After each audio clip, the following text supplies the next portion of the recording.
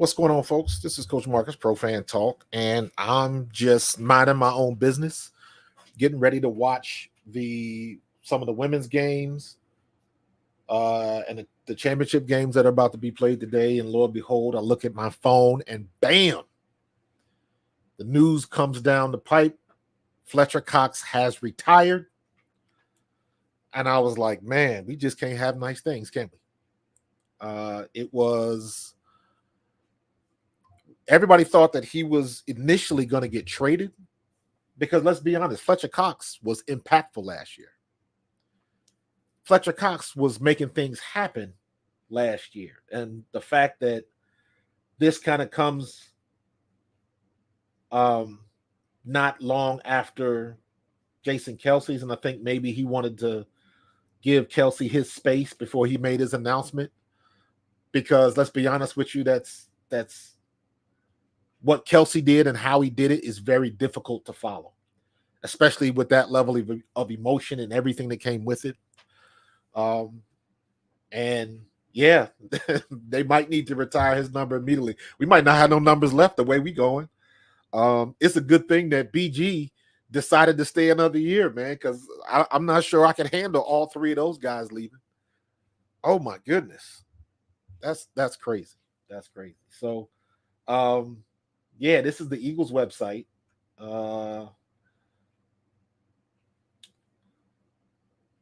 Yeah, and this is what he wrote. April 26, 2012 was a special day that changed my life forever.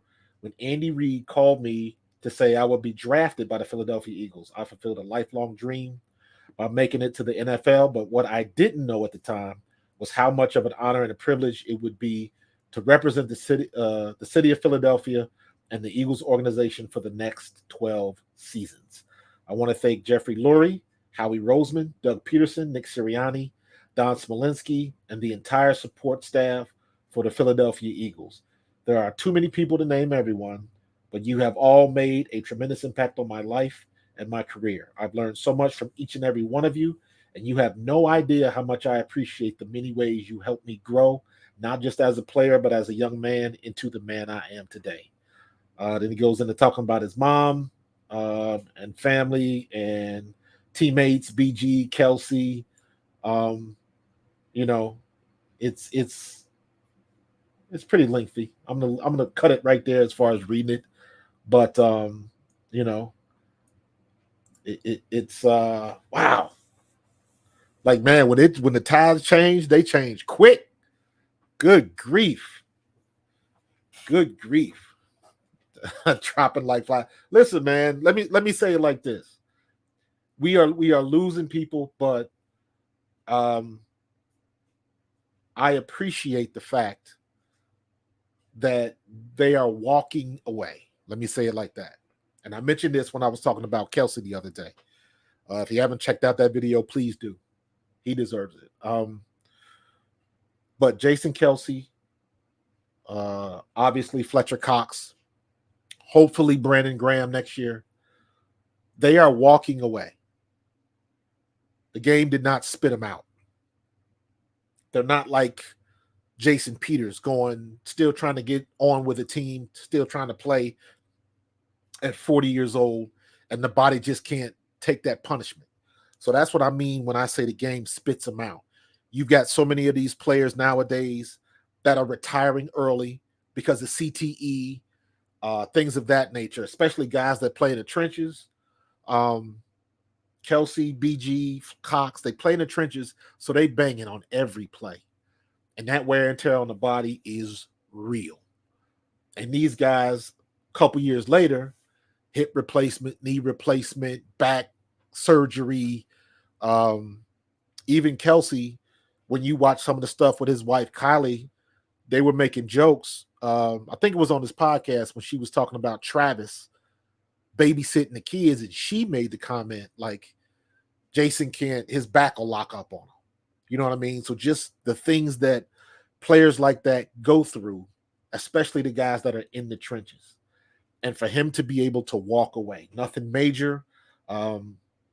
Talking about Brandon Graham, we wasn't sure that was going to happen, especially when he popped his Achilles a couple years ago.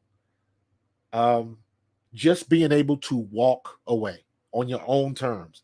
You're not on crutches. They're not carting you off for your final game. How many people do we see like that in the NFL? Well, the last time we see them in a meaningful game, they get carted off. You look at what happened to, and I say this all the time, you look at what happened to Dre Greenlaw in the Super Bowl, the biggest of big games, having a great game, and nobody touches him. Nobody touches him. And the expiration date on his Achilles just went. No warning, no precursor, nothing. Took 2 steps on the field running for that defensive series, and it was over. And when you're talking about Achilles, there's no guarantee that Dre Greenlaw is going to come back and be 100% like he was before. There's no guarantee. We didn't know what was going to happen with Brandon Graham. We thought it was the end for Brandon Graham at 30-something years old. So the fact that Fletcher Cox is calling his shot, you know what I mean, pointing to the stands about calling his home run shot and executing it, I thought it was just, and I can't even say I thought it. Everything is happening right now. I just saw this not even 5 minutes ago. I've been recording for 6 minutes, so I saw it 7 minutes ago. And the article, you know, when you look on Twitter and stuff like that, the article was 44 seconds old. So, you know, this is like breaking news. So I don't know. Maybe I missed something. I don't know. But just the reaction of it, man, it's like, damn. It's like, bam, bam.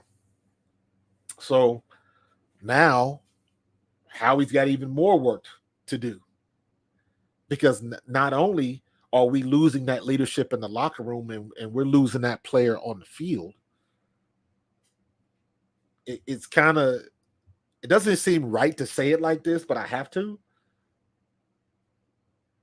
We didn't think that Fletcher Cox was going to stay with the Eagles. We thought Fletcher Cox wanted to play for another 1 or 2 more years, and that the Eagles weren't going to pony up the money to make that happen. So we were thinking that somebody was going to give Fletcher Cox a couple mil for his last season or 2 somewhere else. So now that eliminates that potential trade bait scenario that Howie has to work with. So that option is off the table. So that just makes Howie's job that much more difficult, because that is a trade piece that doesn't exist anymore. So, you know, whatever was going to happen, trade picks. Yeah, man, it's happening, and it's happening fast. So we are on, I guess we can say it now, the Eagles, at least defensively, the Eagles are in rebuild mode right now. And luckily, we still got some good parts in the garage. You know what I'm saying? We still got Reed Blankenship. We still got some of the young guns in the secondary. We got a couple tires that are too worn out, and we probably won't use them again. And we got a couple old tires that are still working, meaning Bradbury and Slay. Bradbury probably not going to play that much next year if he's still on the team. I don't know if Howie's going to find a way to get rid of him, offload him with some low picks. But Slay should be able to stick around, and I expect Slay to still be a good player. I don't expect him to be Pro Bowl level, but I still expect Slay to be above average. Bradbury, if he stays, that would be strictly a redemption tour, because if he plays well next year, I will be surprised. However, I did say the other day, it wouldn't surprise me if he plays better under Vic Fangio, so we'll wait and see about that. But we'll still be paying for Kelce and Cox for a while, right? You know what? I didn't even think about it like that. I got to look at the contracts to see what they say. I think when you retire, I got to see how it's written in the contract, because I am not sure. That's a great question. That's a really good question. So, like, man, you just can't, just trying to mind your own business to get through this weekend, trying to watch the games, and here we go. Here we go, man. Golly. The NFL is the gift that keeps on giving. Goodness. So yeah, Dave, that's a great question, bro. I am not sure what that means as far as his contract. I was under the impression that once if you're under contract and you retire, that money is forfeit unless it is written in the contract under a the signing bonus and things like that. That's why when all of these players sign these signing bonuses, the signing bonus, you look at what Chris Jones just did. Chris Jones got 35 million signing bonus. It's a $95 million contract, but he got 35 of it up front. So that's money in the bank. And then everything else can be renegotiated down the line. And that's where the GMs and the teams, that's what gives them some wiggle room. But as a player, you want that signing bonus because that is guaranteed. Because a lot of times you'll sign say you sign a $5 million deal with a $4 million signing bonus, then that means, and say it's a 2-year deal. Okay, that means you got a $4 million signing bonus and your salary is $500,000 a year. So the team makes out better for that. So obviously there's things that they can play with, but as far as I know, I'll do some more homework on that. You get your signing bonus, but your playing bonus, the money that you would get paid for being on a roster is forfeit when you retire. So, listen, I like the wave that's going on, Dave. And I'm saying it from this standpoint. Unquestionably, Chris Jones was the best player on that defense and arguably the best player on that team. That's not named Patrick Mahomes. And some people would even argue that fact because defense still wins championships. Because defense, Patrick Mahomes didn't shut down San Diego. The defense did what they had to do and stopped what was going on in San Francisco in the Super Bowl. So there's something to be said for that. And there's also something to be said for when you got a guy on your team that has been doing it consistently year after year after year, rewarding those players. If they're getting up in age, the question is, are they still productive? That's the question. Because we got our own case with James Bradbury, like I just mentioned, but that Super Bowl run, that 2022 Super Bowl run, James Bradbury was legit. He had a great year in 22. 23, not so much. But you ask yourself, did his skills just diminish? Or was it all the nonsense we had going on with the coaches and the turnover with the defensive coordinators and all of that? Like, what was it? Because he went off a cliff. He didn't, his skills didn't degrade. He nosedive off a cliff. So I don't know. But there's something to be said, and hopefully it's kind of changing a paradigm when you do have those types of players that are that good. That good. And they can do, or, the Chiefs can do what they want to do, but they re-signed him because he is still an impactful player. Fletcher Cox, in my view, was the same way. Fletcher Cox at 30-something years old, 34? 32? How old is Fletcher Cox? Fletcher Cox is 30. Dave, how old is Fletcher Cox? How old is Fletcher Cox? I think he's 32. 33. I was close. So he's 33 years old, 12 years in the league. And he's walking away. He's walking away. But at 33 years old, he was impactful. He still got it done. This is NFL.com. Fletcher Cox announces retirement. Um, let's check it out. Let's see if we can got that. We got that. Let's see stats and player stats. Huh, retired Fletcher Cox.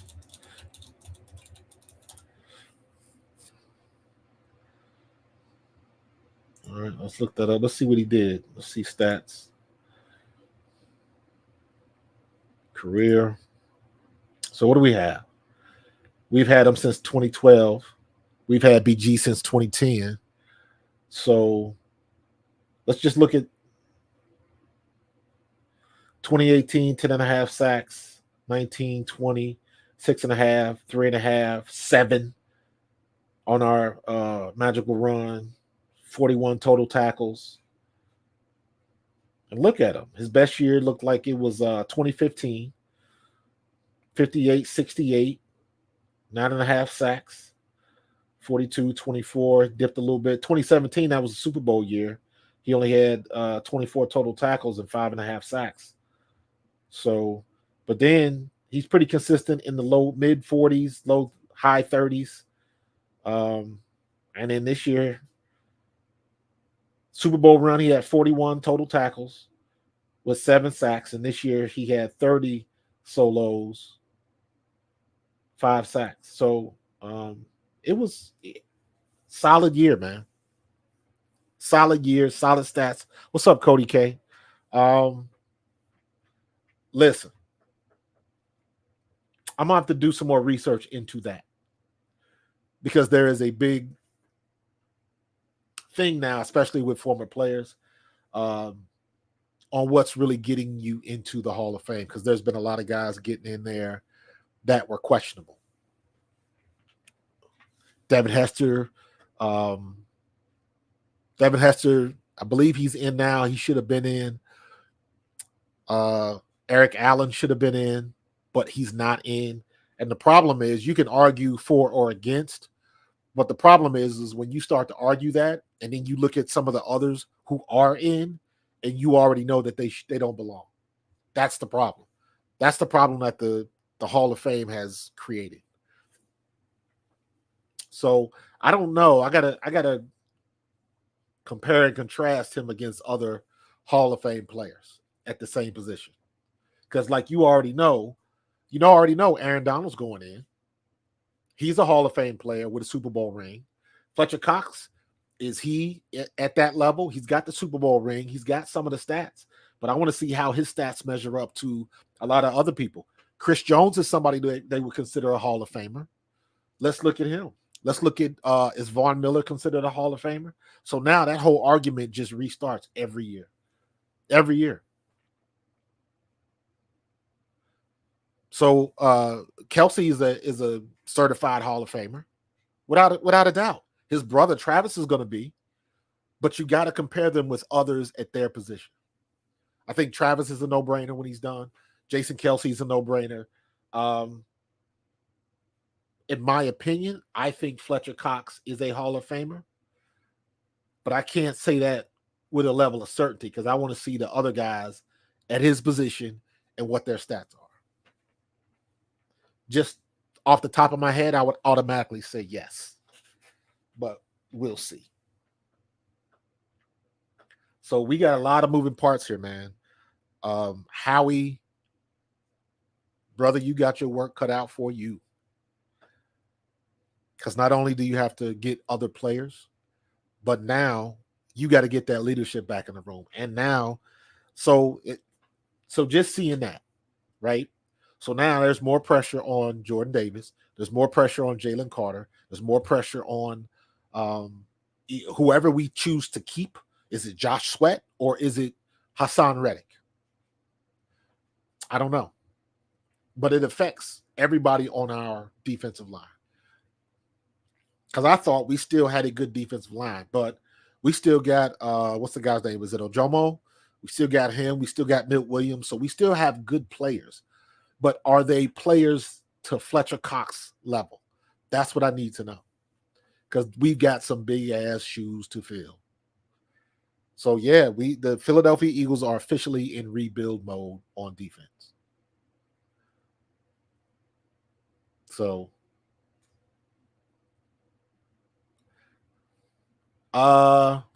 Jason, I don't disagree with that, bro. I don't disagree with that. But that's what I mean. If he's on a bubble, who's on the bubble with him? And then you got to look at those that are already in and you look at their impact, because you can't tell me he wasn't the best player on our defense for a number of years. So, and even when you look at, 2017, he had a decent year. Looks like he was hurt a couple games. He missed 2 games. But you look at that 2015 year with 68 and 68, 9.5. Probably should have had 11.5 that year because they took a couple sacks away. Definitely an all-decade team. He would definitely be on an all-Madden team and get the turkey leg and everything that comes with that. So, yeah, man, we got to take some time and give him his flowers and appreciate what he has done. Because I'm with you, Jason. I think he's on the bubble, but if it were me, I think he deserves to be in. But that's just me being biased from Philly. So got to look it up. Got to do some homework. Man, I am literally in the middle of writing a script about Brandon Graham and his last year. I'm writing that. I'm almost done with it. I'm going to record today, and I'm going to have this thing up either tonight or tomorrow. But just the way all of this stuff is breaking is incredible. JPP is somewhat comparable to Cox and on the bubble in his peak. Yeah, but Jason Pierre-Paul, what's his playoff run? What's his playoff stats? And he doesn't have a chip. So that seems to be, when you talk about players being on the bubble, that seems to be that adds a lot of weight whether or not you help take your team to a Super Bowl. And don't get it twisted. He was very valuable in that Super Bowl year in 2017. And he was in 2022. So being that leader in the locker room, you got to take it a step further. So, yeah, Dave, I think that's a good comparison. But I think he's better. I think he's better. So, man, breaking news, y'all. I got to get me a graphic that says breaking news. That's what I need. Like I'm going to do something animated. But when stuff like this happens, man, this is crazy. This is crazy. Let's see if I can get just a comparison since we were talking about them. Let's see if we can get stats, player search. Jason Pierre-Paul. Get him. Active. Jason Pierre-Paul. He's not on here. JPP. Is it like that? That's what you guys are? Okay, there we go. You got to put the hyphen in there. Stats. Career. And also Jason Pierre-Paul is listed as a linebacker, not a defensive tackle. And he's been since 2010, so yeah. That's he's got a couple. Wow. Jason Pierre-Paul, 1, 2, 3. He's got 3 years with 12 or more sacks. He had the 16.5 in 2011. Then he had 12.5 in 2014, 12.5 in 2018. Then he went 8.5 in 2019, 9.5 in 2020. 2021, he was hurt. In New Orleans, he didn't do anything. So, yeah, very comparable. Very comparable. But did he get a chip, though? What year did he get a chip? Calais Campbell? Yeah. Yeah, man. Yeah. Yeah. He became the poster boy for what not to do during your off week. Because it was, yeah. took his fingers off. Probably trying to show off or something. I don't know. I don't know what happened, but yeah, I do remember that. Looked like a mutant with his, with his missing fingers, man. And he, you know what? He wrapped it up and still got busy. So good comparison. Calais Campbell is a good comparison. Um, but we'll see. We'll see because it's still too fresh. We still don't know how people are going to react. There's going to be a lot of outpouring of love and support, and now we're going to reminisce and really see, how people perceived him, especially around the league, because that's where it counts. By the way, it is 15-14. NC State is up by 1 over Notre Dame in the second quarter. Early in the second quarter. It's 9 minutes left in the second quarter. And low scoring game, though. So we'll see. But yeah, man, NFL is the gift that keeps on giving. Good grief. Good grief. So, yeah, breaking news, man, on Fletch. Announced his retire on social media Sunday after 12 seasons. So I guess he did it on the tweets, on the X. So, but yeah, man, wow. Man, it just keeps coming, bro. It just keeps coming day after day. Day after day. And you know what? I've been saying this Howie season. It is Howie season because he's got his work cut out for him. Giants going to be mad when we get Saquon and McKinney. I don't know about Saquon, man. I don't know if that's smoke and mirrors. Yeah, Chris Long should have something to say. I like Chris Long too, man. I like his podcast. I like the way he does it. I like when he does his watch parties. Though they're hilarious. And it reminds me exactly of how I watch the game, because sometimes I drive my wife crazy. I remember when the Eagles were in the Super Bowl, I'm up pacing. It was crazy. It was crazy. So, but I get it. I like Chris Long, man. Chris Long has a very down to earth and calm demeanor, very similar to his dad. I think his brother is a little wild, Jake. But I like both of them. But I think Chris Long, if anybody was to be in the studio, it would be Chris Long. But you don't have to do that. I would hope that he would do a little bit more with his situation in his podcast, because I believe his podcast could be up there with McAfee and all these other ones right now, because I think he has that type of personality, and I like listening to him. I like Pat McAfee, but sometimes Pat McAfee can grate on you. He can get on your nerves with some of his antics, and AJ Hawk, and always having Aaron Rodgers, and all like some of his shtick gets old, but some of his shtick is still good. So, I choose to watch what I like and ignore what I don't. It's that simple.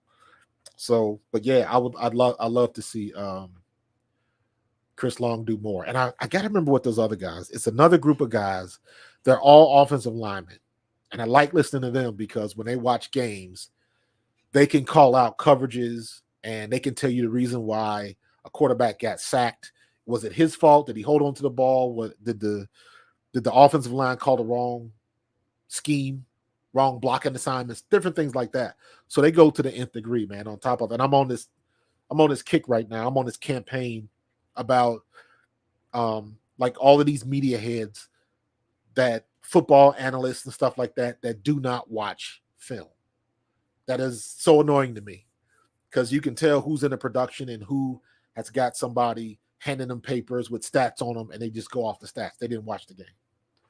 So I'm big on trying to watch film, trying to get better, and really paying attention to guys that honestly watch film, because most people, 95% of the people don't. They don't watch film. And even if they watch tape, they're not studying tape. There's a big difference. Just because somebody gives you a highlight reel 30 seconds long to show you the highlights of a game, you have zero context of what actually happened. And that happens more times than people care to admit. Dave, he blends technical aspects, down-to-earth aspects in game, keeps a sense of humor. You still talking about Chris Long? I agree 100%. Definitely agree. Definitely agree. Listen, man, if y'all are on Facebook, I got to figure out what you have to do.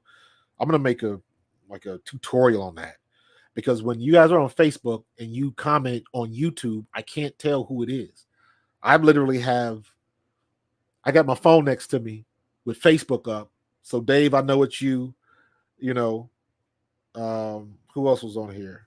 William Clamfer. I can't see that on YouTube. So I got to figure out a way to do that.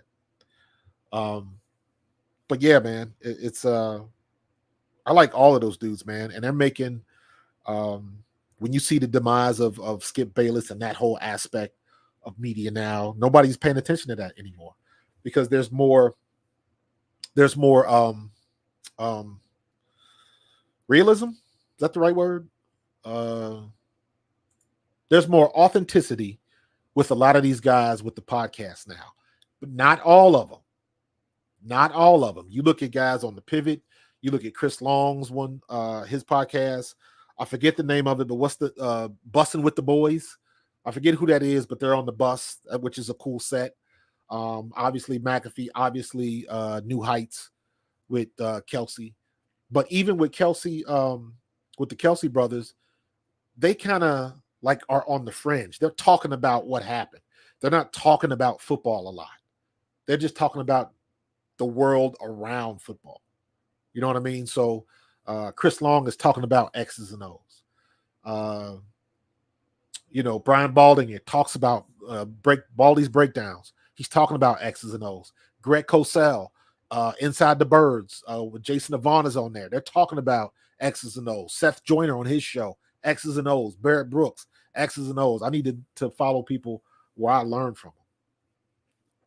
And even some of these guys like on First Take, Good Morning Football, even like what's the Speak Shady Show with Acho and Joy Taylor and all of that, they're good. But even they, it's a production. Even they go off of notes and stuff like that, because when you do a show every day, you do not have enough time to watch all of the games. You just don't. So they pick one and they might go over that game, but that's the format for the show. So I don't blame them for that.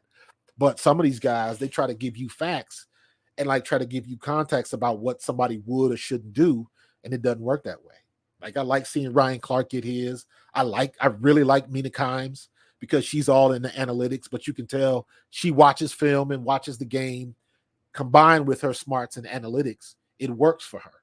And again, to me, she's somebody that she's hard not to like. You know what I'm saying? So there is a level of authenticity that has rivaled and caught up to terrestrial media. ESPN, Fox Sports 1, they're all falling by the wayside because they can't keep up. And everything they do on TV just doesn't work anymore. I ain't gonna lie. I knew Shannon Sharp was getting off that show with Skip Bayless. But when he got Lil Wayne to come on there to do the theme song, I was like, yeah, I didn't particularly care for Lil Wayne, but I ain't gonna lie, that theme song was hot. That thing was fire. But other than that, Keyshawn has had to walk off a couple times because he's trying to do the same stick. Skip Bayless has not evolved, and it's not working for him anymore. I don't care how many more times do we have to see Skip Bayless after a Cowboys loss walk into his kitchen, throw away his jersey, slam his hat in the trash can, and give this big huff and puff. It's like it's not realistic no more. And let me be honest with you, Stephen A. Smith is getting the same way. Every week, somebody's getting into a fight with Stephen A. Smith, and you can't tell me it doesn't look like it's orchestrated. The difference is with Stephen A. Smith and Pat McAfee and all of them, it's still working. So whatever he's orchestrating, they bought the thing. Him and Pat McAfee apparently got into it, and Stephen A. came on and was like, "Yeah, that's not the case. I love Pat McAfee and gave him his flowers and all of that kind of stuff." But at the end of the day, he knows what works, and it's still working. I'm just saying that for me, some of the Stephen A. Smith stuff gets a little old. But just like I said before, I still like Stephen A. Smith. His basketball stuff, spot on. He's 100%. A lot of his football stuff turns into shtick with the attitude and the, how he comes across. And I've met Stephen A. before. Stephen A used to come to my Apple store when I was at Cherry Hill. I think he came into the store like 2 or 3 times, and everybody would send him to me. Everybody would send him to me. And I'll say that his attitude in real life is very similar to what you see on television. It is not much different. So props to him, because at least he's genuine. He's not putting on the front at all. So, yeah, Jason, Baldy's my dude, man. Baldy was one of my teammates when I was with the Eagles. I'm still friends with Baldy. I always tell this story a lot. I called Baldy one time just on the hum just to say what's up. And Baldy was in Hawaii on the side of a cliff with Rich Miano mountain climbing. And he was like, yeah, I'm kind of busy right now. I'm on the side of a cliff with Rich Miano. Literally, that's what he said. But Baldy is my dude, man. I love Baldy. Always somebody that you can listen to and learn something from. And I just recently started listening to Greg Cosell. I met Greg Cosell when we did our tour of NFL films as the NFLPA a couple months ago. Matter of fact, I still got to put that video up. I still got all that content in my phone that I got to put up, because that was an awesome trip to NFL films. And I would love to go back. So, but yeah, man, a lot of stuff going on. And, uh-oh. What happened? Oh, the phone looking crazy, but lots of stuff going on, man. A lot of moves being made. And it's very interesting to see how the landscape has changed. And the radio stations, the TV stations are struggling to keep up. That's very interesting to me, because I don't consider myself somebody at that level, but I can get a bunch of people to tune in and watch me very impromptu. I didn't plan this. I saw the news. I was joking with my wife. I was like, I got to go record.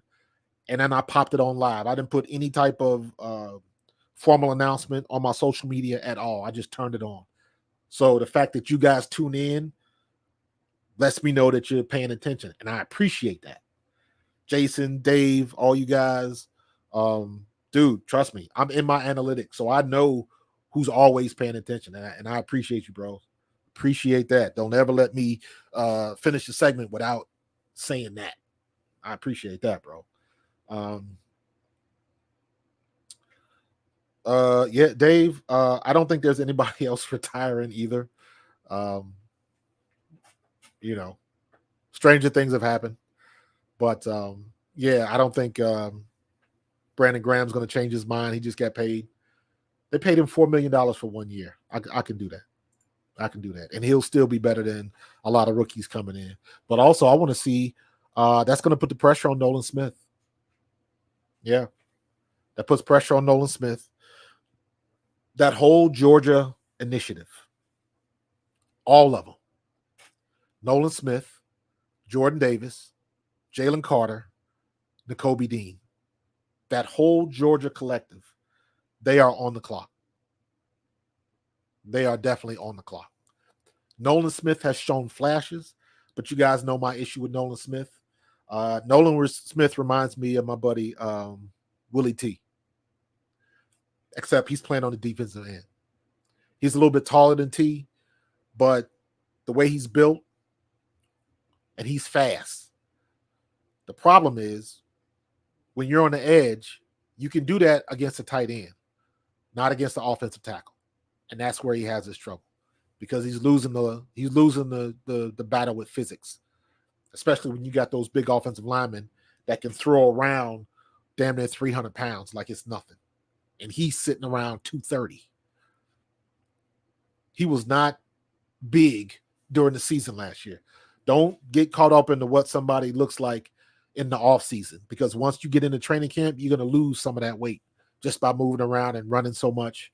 So I want to see Nolan Smith put on a couple pounds, but still his 40 time still needs to be at a low 4.5s, high 4.8s.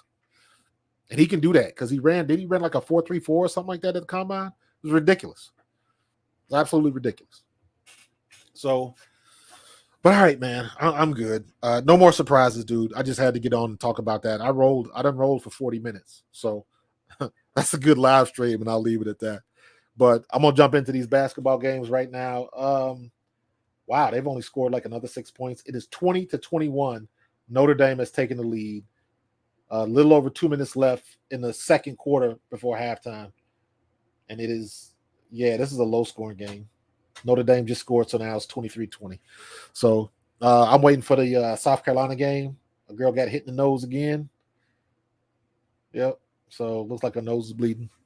But all right, I'm gonna get up out of here, man. I appreciate everybody joining me. I don't think there's gonna be any more breaking news today, but you heard it. Fletcher Cox retires after 12 seasons, man. It is what it is. Be on the lookout on my social medias. I'm going to put out an official schedule of when I'm coming on because I'm trying to stick with the schedule and be more consistent. As of right now, this was impromptu when I found out the news. This is just breaking news. But usually Monday, Wednesday, Friday at 12 noon, I go from about 12 to 12:10. No, let me say it like this. From 12:10 to 12:50, Monday, Wednesday, and Friday. From 12:10 to 12:50, live at lunch. So check me out then. Jason Sink, go Birds. I appreciate you. Dave, go Birds. Matt, I appreciate you. Everybody that's tuning in. Send it out to your friends so we can get more people joining in. If you got any feedback, hit me back because either Thursday night, I'm still going.